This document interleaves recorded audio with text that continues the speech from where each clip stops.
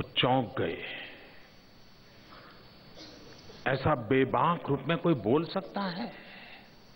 मैंने साफ साफ कहा, मेरी सरकार माइनॉरिटी के लिए कुछ नहीं करती। फिर मैंने आगे कहा, जरा और एक वाक्य लिख लीजिए, मेरी सरकार मेजॉरिटी के लिए भी कुछ नहीं करती है।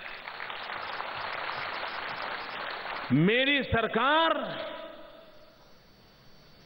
6 करोड़ गुजरातियों के लिए काम करती है। सबका भला हो, सबका विकास हो, इसी मंत्र को लेकर के काम करती है। मैं ये भेद, ये अलगाव, हर चीज को माइनॉरिटी मेजॉरिटी के तराजू पर तोलना, आए दिन वोट बैंक की राजनीति करना, ये रास्ता मुझे मंजूर नहीं है।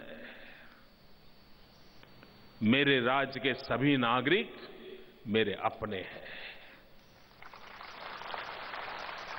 उन सबका दुख हमारा दुख है, उन सबका आनंद हमारा आनंद है, उन सबके सपने हमारे सपने हैं।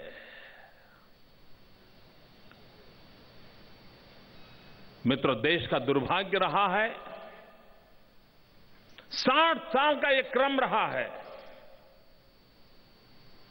कि सरकारें बनती है और बनने के बाद अगला चुनाव जीतने के लिए 5 साल उसी में खोए रहते हैं। हर कार्यक्रम, बजट को कैसे खर्च करना, विकास करना तो कहां करना, सबके बीच में एक ही बात मन में रहा करती है राजनेताओं के, कि कहां से अगला चुनाव जीता जाएगा, काम वही करेंगे। और काम करते हैं कैसा? तत्कालीन लोगों को प्रभावित कर देना और अगला चुनाव निकाल देना, यही चलता रहा। वोट बैंक की राजनीति से प्रेरित अर्थरचना चलने लगी। वोट बैंक की राजनीति से प्रेरित विकास योजनाएं बनती रही और उसका परिणाम यह हुआ कि इस देश में विकास का कोई माहौल ही नहीं बना। छुटपुट काम दिखाई देने लगे। कहीं एक आध 2 रास्ते बन रहे हैं, कहीं एक आध 2 अस्पताल बन रहे हैं, लेकिन देश का पूरा हेल्थ सेक्टर ठीक करना है, कोई सोचता नहीं। देश का पूरा एजुकेशन सेक्टर सुधारना है, नहीं सोचा जा रहा। यही 60 साल हमारे बर्बाद हुए हैं दोस्तों। गुजरात उससे बाहर निकल गया। हमने सोचा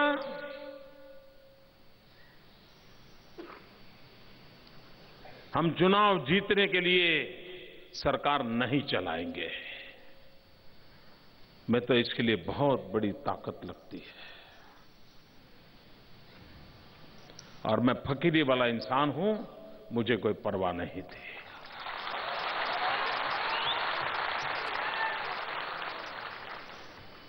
और तब जाकर के हम फैसले कर पाए।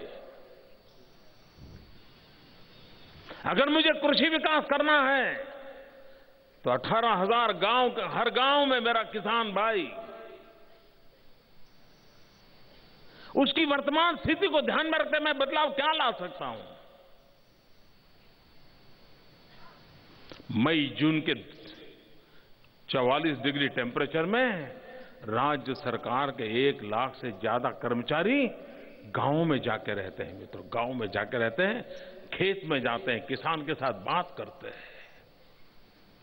एक परिश्रम यज्ञ आरंभ किया और उसी का परिणाम आया कि गुजरात, जो कभी अकाल पीड़ित राज्य था, वो आज हिंदुस्तान में कृषि विकास में नंबर 1 पर पहुंच गया। पिछले हफ्ते आपने वर्ल्ड बैंक का एक रिपोर्ट के विषय में खबर सुनी होगी। अभी वर्ल्ड बैंक का एक रिपोर्ट आया लेटेस्ट, और वर्ल्ड बैंक की रिपोर्ट में कहा गया है, और वो सिर्फ हिंदुस्तान को नहीं कहा गया है, दुनिया के सभी देशों को उन्होंने इंगित करके कहा है कि कृषि विकास के लिए अगर मॉडल के रूप में देखना है तो गुजरात को देखिए।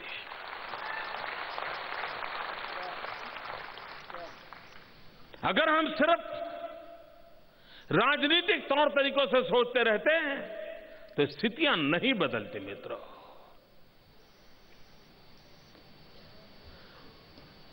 उद्योग गुजरात में अनिवार्य थे क्योंकि लोगों को रोजी रोटी, कृषि क्षेत्र की हालत पानी के अभाव में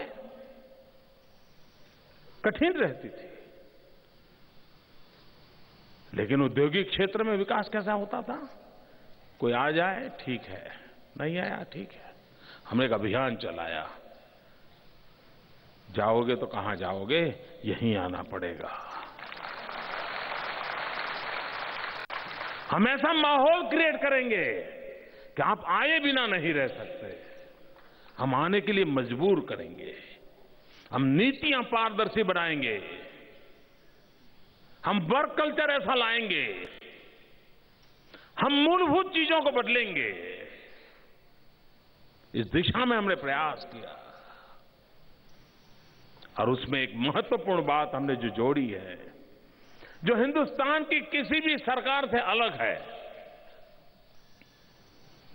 लोगों को पता नहीं चल रहा है कि आखिर ऐसा क्या है कि गुजरात इस एक दशक में इतना तेजी से आगे बढ़ रहा है। उसमें कोई बहुत बड़ा आसमान से तारे लाने वाला कोई विज्ञान नहीं है। छोटी सी समझ की बात है और वो हमारी समझ है, अगर विकास करना है तो सरकारों से नहीं होगा, जनता जनार्दन को जोड़ दो, अपने आप सब बढ़ जाएगा।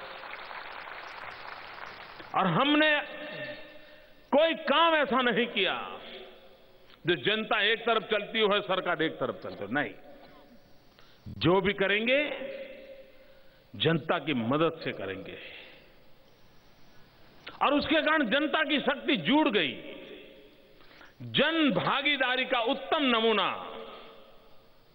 यही गुजरात की ये तेज गति से प्रगति है, उसकी मूल ताकत है। देश युवा है हम कहते हैं, लेकिन युवा देश के काम आ रहा है क्या? वो देश के लिए काम आए ऐसी कोई रचना हम कर पाए हैं क्या? खोजे जवाब। वरना 20वीं शताब्दी के आखिर से पहले कुछ अगर सोच लिया होता तो आज हिंदुस्तान की इतनी बड़ी युवा शक्ति देश को कहां से कहां ले जाती मित्रों। लेकिन नहीं हुआ। हमने जन भागीदारी को, और मुझे स्मरण है जब भी हम प्लानिंग कमीशन की मीटिंग में जाते हैं, हर प्लानिंग कमीशन की मीटिंग में मुझे एक सवाल जरूर पूछा जाता है। वो मुझे हर बार पूछते हैं कि मोदी जी, जन भागीदारी में कोई नया इनिशिएटिव लिया हो तो जरा जरूर बता के जाइए। हर बार एक भी मीटिंग ऐसी नहीं हुई मेरी प्लानिंग कमीशन की कि उन्होंने इस बात को उत्सुकता से नहीं पूछा। मित्रों, जब मैं जन भागीदारी की बात करता हूं तब मेरे लिए 6 करोड़ गुजराती ये परमात्मा का रूप है। मैं एक पुजारी की तरह उनकी सेवा में लगा हुआ हूं। कुछ लोगों के मन में सवाल उठा है कि सद्भावना मिशन के अंदर सभी संप्रदाय के लोग इतनी बड़ी मात्रा में आए कैसे? ये क्या बात है भाई? लोगों को अजूबा लग रहा है। और इसलिए कि उन्होंने पिछले 10 साल से सच देखने की चिंता नहीं की थी। उनको झूठ की आदत लग गई थी। और आज जब सत्य सामने आया तो उनके दिमाग में बैठ नहीं रहा है ये कैसे हुआ है। भाइयों बहनों, यहां भिन्न भिन्न संप्रदाय के लोग जो आए हैं,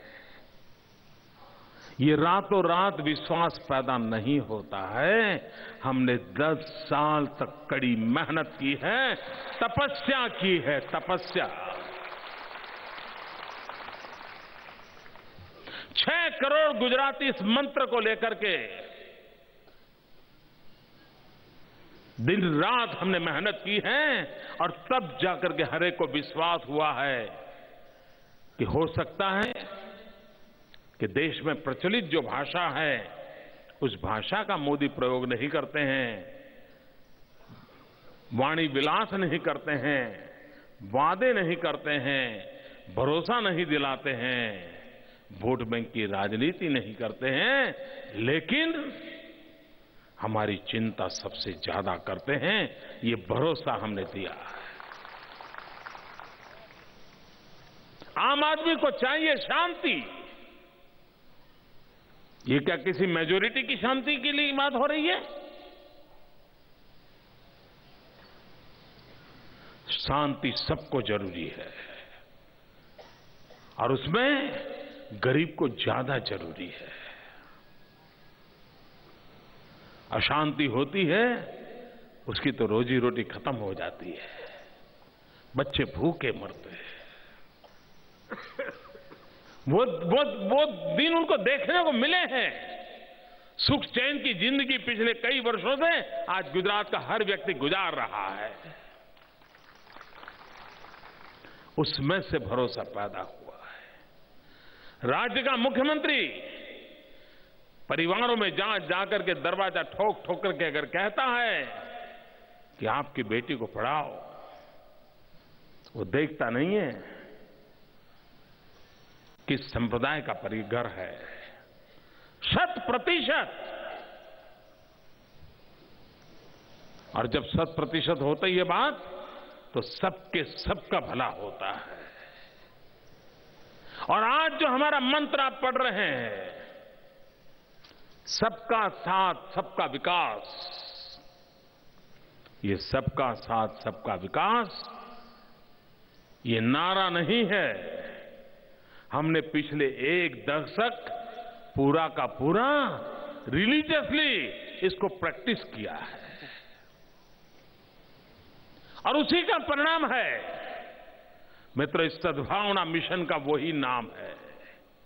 कुछ लोगों को लगता है कि आज क्यों जरूरत पड़ी। भाइयों बहनों,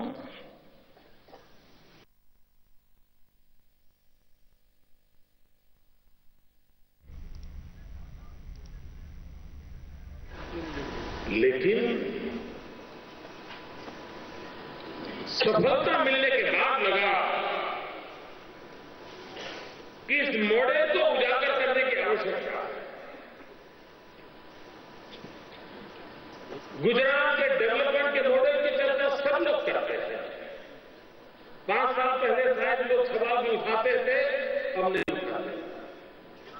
अब तो कहें हाँ डेवलपमेंट तो है, इसकी बात छोड़ो और कोई बात करने को मान लो। गुड गवर्नेंस के विषय में भी पहले सवाल उठाते थे, आज नहीं उठाते। सबको लगता है गुड गवर्नेंस है, डेवलपमेंट है, कोई सवाल नहीं उठाते। लेकिन इसके पीछे राज कौन सा है?